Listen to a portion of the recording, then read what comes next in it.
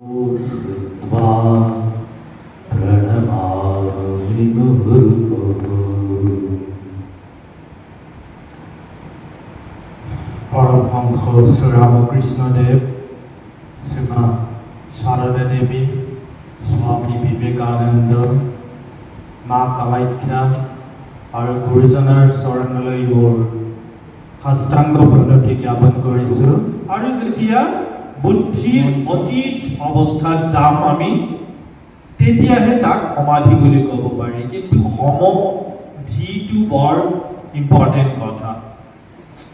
সমবুদ্ধি, বুদ্ধি হ'ল এনে এটা বস্তু যি আমাক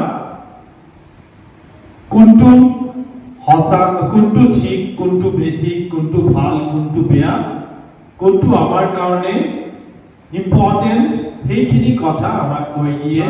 গ'লেহে তাৰ পাৰত গৈ সমাধি লাভ কৰিব পাৰি। কিন্তু প্ৰথম ষ্টেপটো হ'ল বুদ্ধি বিকাশ। এই বুদ্ধিৰ বিকাশ আৰু কেতিয়া হ'ব পাৰে? মোৰ যদি সদায় দাঁতৰ বিষ, পেটৰ বিষ, মূৰৰ বিষ থাকে, তেন্তে বুদ্ধিৰ কথা আমি ভাবিবই নোৱাৰো। সেয়েহে এটা কথা আছে যে a healthy body, a healthy mind can only reside in a healthy body. So yoga, tradition of yoga speaks of a holistic development. In Indian tradition, we do not separate body and mind. There is a big difference between Indian tradition and Western tradition, you know. In the Western tradition, when a man dies, যেতিয়া কেউ কোনোবা এজন মানুহ ঢুকায়, তেওঁলোক কয় he or she gave up the spirit. তেওঁ আত্মাটো এৰি দিলে। In Indian tradition, we say he or she gave up the body. তেওঁ দেহাটো এৰি গুচি গ'ল। বুঝি পাইছেনে? 180 degree opposite viewpoint. That's why in the West they have accepted yoga as an instrument to have a healthy body, to enjoy life. You know, there is a big difference between enjoy and joy.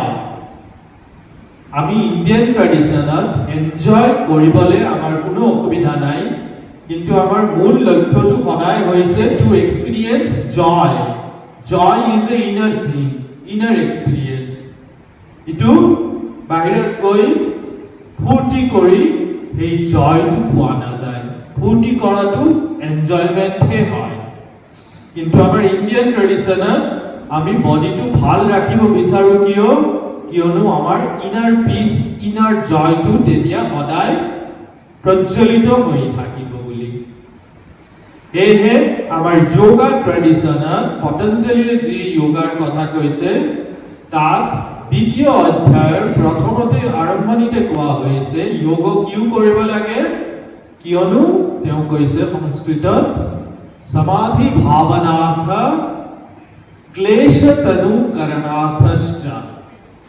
সমাধি লাভ কৰাটো প্ৰথমতে কৈছিল, কিন্তু সমাধি লাভ কৰাৰ উপায়নো কি?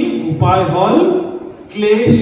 আমাৰ যিখিনি বাধা বিঘিনি, শাৰীৰিক হওক, মানসিক হওক, যিয়ে নহওক, এইখিনি কম কৰিব লাগে, সদায় কম কৰি যাব লাগে। হঠাতে নাইকিয়াটো আমি কৰি দিব নোৱাৰো।